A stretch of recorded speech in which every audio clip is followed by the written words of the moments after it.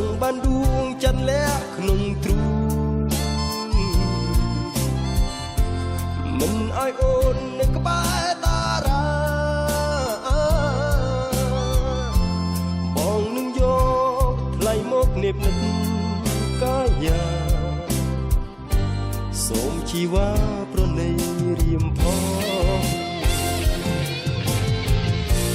ទុនសាយបងខំសងមកជា